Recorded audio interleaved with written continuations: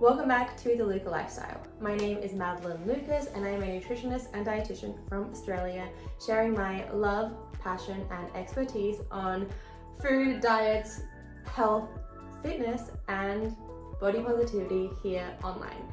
If you've seen last week's video, I talked all about macronutrients and the order at which they are broken down and metabolized within the body.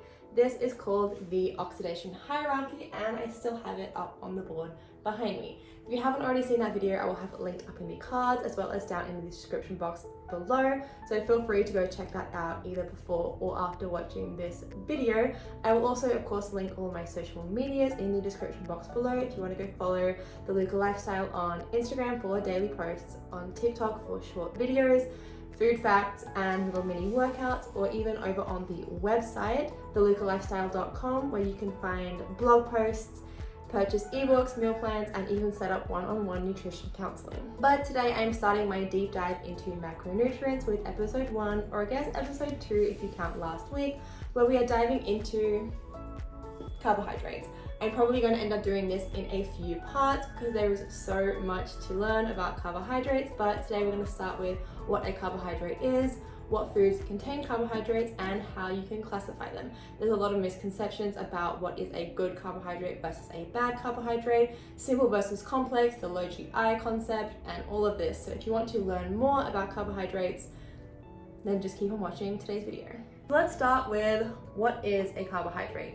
Now, I don't want to bore you with too many complicated scientific terminology, but essentially a carbohydrate is a nutrient, one of the 3 main macronutrients that our human bodies need to survive, meaning that the human body does not make carbohydrates on its own, it needs to consume it through the diet.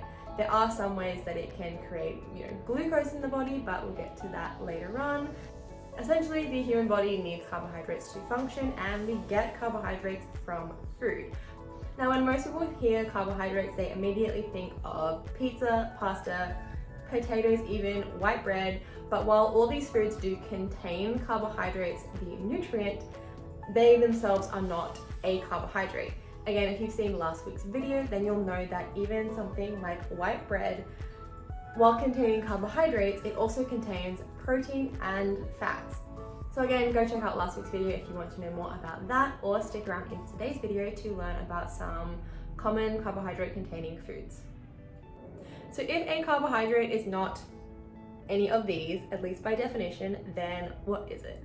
Now, this definition here is by Oxford Dictionary, so I'm just going to read it for you. A carbohydrate is any of a large group of organic compounds occurring in foods and living tissues, and including sugars, starch, and cellulose.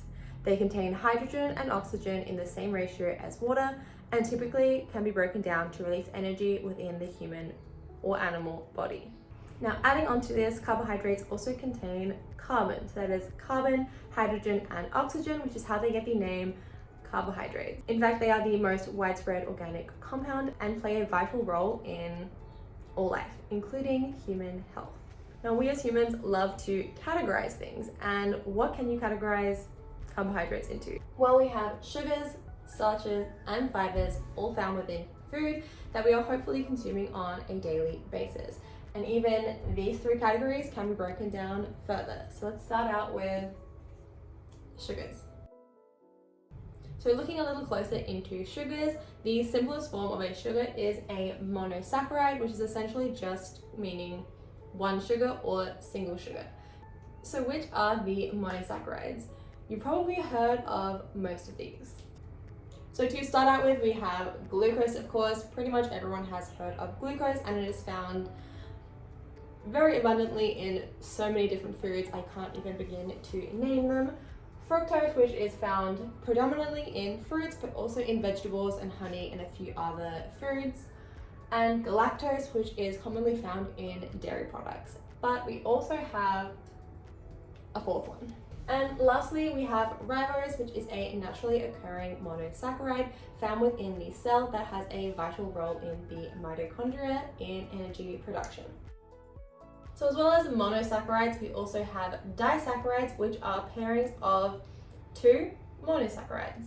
So the 3 disaccharides are lactose, sucrose, and maltose. So let's start with lactose. Lactose is a combination of glucose and galactose, and as many of you can probably guess, is naturally found in dairy products, but also in any products created using dairy products, such as baked goods, chocolates, all that kind of thing.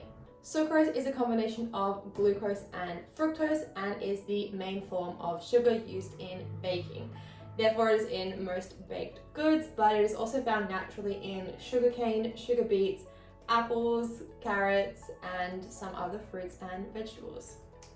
Maltose is simply a combination of glucose and is found in wheat, barley, and a whole lot of other natural ancient grains, as well as in some fruits, particularly peaches and pears. Now, moving on from the simple carbohydrates to the more complicated, we also have much larger compounds. So then we have compounds like starch, glycogen, and cellulose, or other kinds of fiber. Starch is the storage form of glucose within plants, so it is just many glucose molecules joined together. Some examples of starchy foods include bread, pasta, cereal, potatoes, and also another vegetable, which is corn. Glycogen, similar to starch, is a storage form of glucose, however it is found in animals instead of plants. So glycogen is stored within animal muscle and liver, however eating animal tissue does not actually give you very much glycogen at all. Cellulose is found in plants and is what gives the plants structure. It is a form of fiber that is indigestible in humans.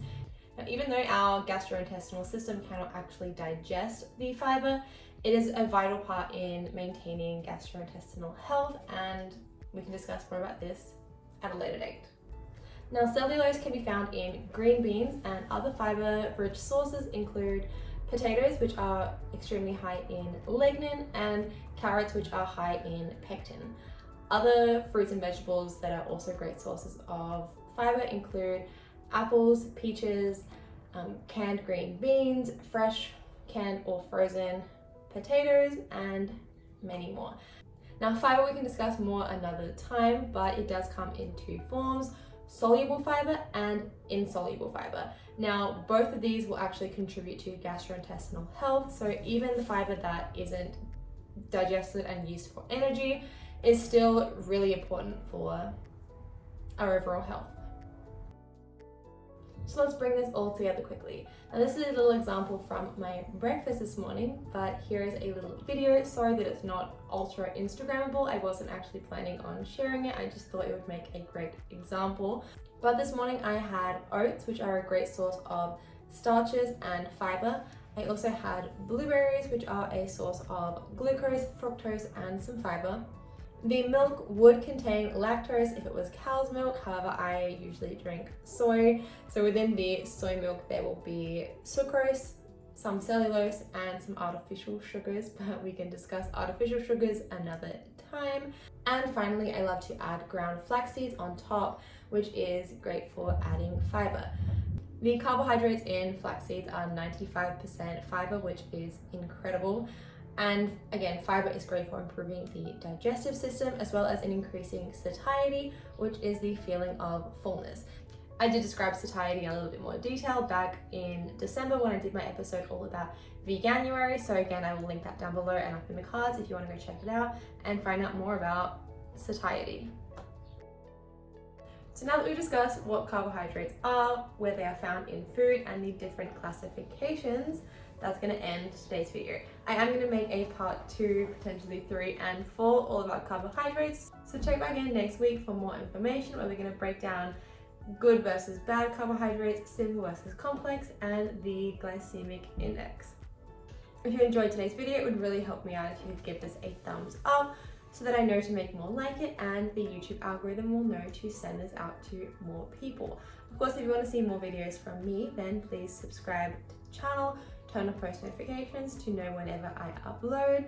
And again, all my social media accounts will be linked in the description box down below if you want to go follow the Instagram for daily updates, TikTok for short videos, food facts and little fitness videos, as well as the website thelucalifestyle.com for blog posts, ebooks, meal plans, and setting up one-on-one nutrition counseling. Otherwise, that's all from me, and I will see you next Monday with a brand new video. And remember that health is not a diet, it's a lifestyle.